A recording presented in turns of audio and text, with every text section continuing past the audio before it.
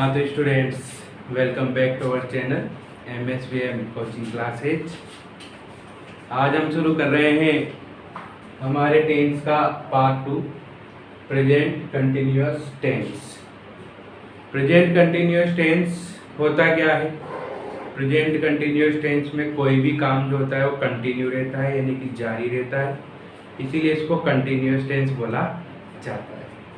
सबसे पहले बात करते हैं अपन इसके इंट्रोडक्शन की। इंट्रोडक्शन का मतलब होता है पहचान, आइडेंटिटी क्या होती है इसकी। तो हिंदी वाक्यों के अंत में रहा है, रही है, रहे हैं, रहा हूँ, रही हूँ आदि शब्द इसके अंत में आते हैं।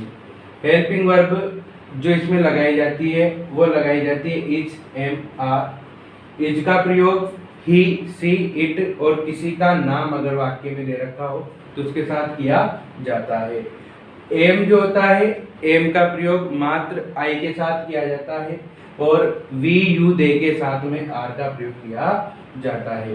हेल्पिंग वर्ब का मतलब होता है सहायक क्रिया, ऐसी क्रिया जो वाक्य में सहायता प्रदान करती है।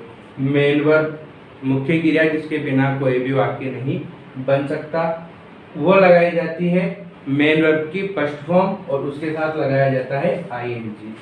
एडवर्ब क्या होती है? एडवर्ब का मतलब होता है क्रिया विशेषण, यानी कि ऐसी चीजें जिनसे हम वाक्यों को पहचानते हैं कि भाई ये कौन सा टेंस की है।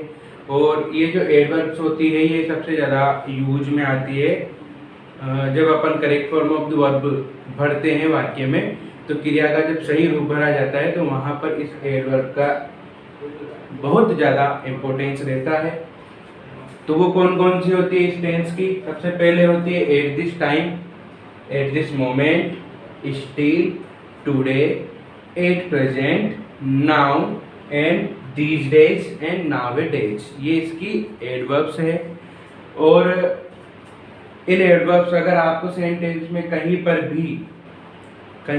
भी अगर आपको इनमें से एक वर्ड भी अगर नजर आ जाता है तो आप पहचान कर लेंगे या आप खुद पहचान कर सकते हैं कि ये वाला जो वाक्य है, ये वाला जो सेंटेंस है, ये प्रेजेंट कंटिन्यूअस टेंस का है। और इसके हिसाब से अपन उस जो स्पेस देगा, ब्लैंक देगा या जो रिक्त स्थान दिया जाता है उसमें जब अपन से कोई क्रिया भरवाई जाती है तो उसमें अपन प्रेजेंट कंटिन्यूअस की helping verb plus main verb का यूज करते हैं। थर्ड बात करते हैं अपन इसके फॉर्मूलों की, कि अगर अपन को कोई भी हिंदी का वाक्य अगर दे रखा हो, हिंदी का सेंटेंस अगर दे रखा हो तो उसको हम इंग्लिश में कैसे ट्रांसलेट करें या उसको किस तरीके से हम उसको अंग्रेजी बनाए उसकी हिंदी से। तो सबसे पहले इसके कुछ फॉर्मूले होते हैं, सूत्र होते हैं।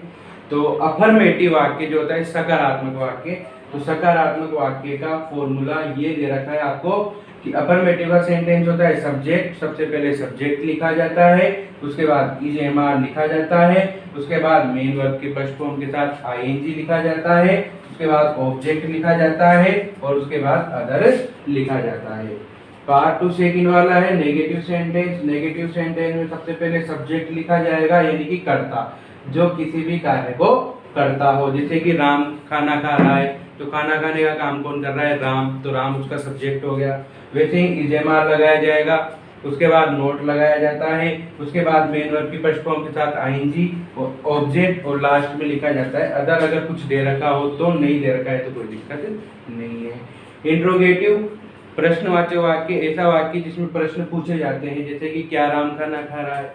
तो इंट्रोगेटिव सेंटेंस में सबसे पहले हेल्पिंग वर्ब को आगे लाया जाता है, सबसे पहले हेल्पिंग वर्ब लिखी जाती है, उसके बाद सब्जेक्ट लिखा जाता है, फिर मेन वर्ब की फर्स्ट फॉर्म के साथ आईएनजी, ऑब्जेक्ट, अदर और लास्ट में क्वेश्चन मार्क, जो कि मोस्ट इंपोर्टेंट है। अगर आप इसको नहीं लगाओगे तो फिर वो वाक्य गलत माना जाता है। तो हम बात करते हैं इसके एग्जाम्पल्स की। सबसे पहले एग्जाम्पल लिखा है मैंने, राम खाना खा रहा है। तो राम खाना खाने का काम कर रहा है राम, तो राम इसका सब्जेक्ट है, कर्ता, जो कार्य करता है उसको साफ लिखा हुआ है कि जो कार्य करता है उसको सब्जेक्ट बोला जाता है। तो राम खाना खा रहा है, इस वाक्य में सब्जेक्ट है राम। दूसरी बात, helping verb is am are, main verb की फर्स्ट फॉर्म के साथ आईएनजी, ईट के साथ आईएनजी लग गया तो ईटिंग हो गया, और लास्ट में ऑब्जेक्ट है, ऑब्जेक्ट जिसके माध्यम से काम किया जा रहा है। जैसे मैंने बोला राम खाना खा रहा है, तो राम क्या खा रहा है? खाना, तो खाना इस वाक्य का ऑब्जेक्ट हो गया।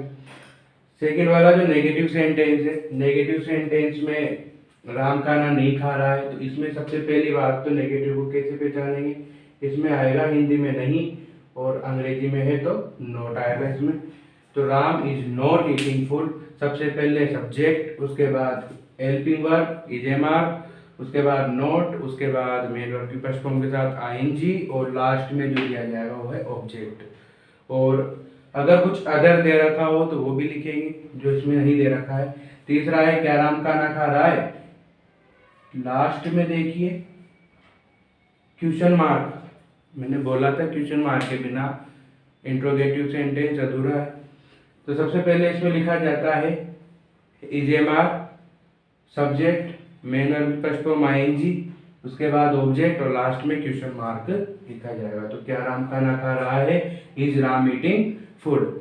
आप लोगों को बनाना है, फॉर यू आपके लिए है यहाँ पे, कि सीता नाच रही है, इसको आप बनाइए। तीनों बनाने हैं, पहले बता देता हूँ। इसका अफर्मेटिव भी आपको बनाना है, नेगेटिव भी आपको बनाना है और इंट्रोगेटिव भी आपको बनाना है। ये तीनों आपको बनाने हैं। मोहन नहीं नाच रहा है, इसका केवल नेगेटिव बनाना है क्योंकि इसमें नोट आ रहा है, नहीं आ रहा है, तो इसका नेगेटिव बनाना है आपको। क्या गीता स्कूल जा रही है, क्या पहचान लो। सबसे पहले क्या, क्या मतलब क्वेश्चन पूछ रहा है आपसे, तो क्वेश्चन, और लास्ट में क्या दे रखा है, क्वेश्चन मार्क, तो इंट्रोगेटिव है। इंट्रोगेटिव का स्ट्रक्चर लगाओ और इस वाक्य को बना के कमेंट कीजिए। अब मैं आपको कुछ सामान्य जानकारी बता देता हूँ जो कि यहाँ पे लिखी है मैंने साथ में। सब्जेक्ट कौन होता है, जो किसी भी कार्य को करता है। हेल्पिंग वर्ब जो वाक्य में मात्र सहायता प्रदान करने का काम करती है, हेल्पिंग वर्ब होती है।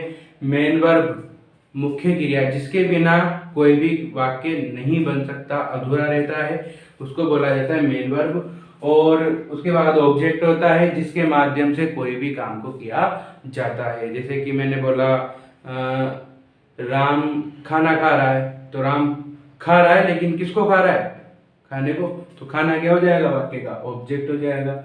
एक आपके लिए बताया गया है, जैसे कि मोहन फुटबॉल खेल रहा है, तो फुटबॉल खेलने का काम मोहन कर रहा है, तो मोहन इस वाक्य का सब्जेक्ट हो गया।